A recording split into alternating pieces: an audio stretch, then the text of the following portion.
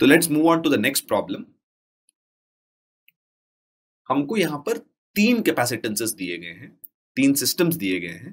पहला एक capacitance C जिसमें डाइलेक्ट्रिक कुछ नहीं है, एयर है, और उसकी कैपेसिटेंस C दी गई है।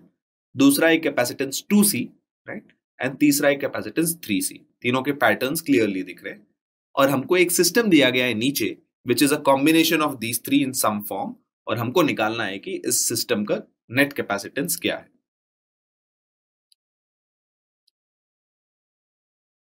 So if I color it so that you can understand better, जो हमको सिस्टम दिया गया है वहां पे कॉन्फ़िगरेशन कुछ इस प्रकार है। So there are 2 2C capacitances, 1 3C capacitance and 1 C capacitance. इसको मैं एक सर्किट के फॉर्म पे लिखूं, it looks like this. The 2C and 3C on the left hand side are basically in series. The C and 2C on the right hand side are also in series. और ये जो 2C 3C का combination और C 2C का combination है वो एक दूसरे के पैरेलल है।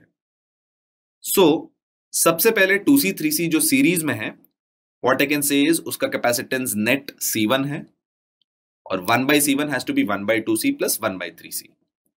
तो इसका मतलब C1 बन जाता है 6C/5। जो C और 2C जो सीरीज में है, I can say the net capacitance of that system is C2।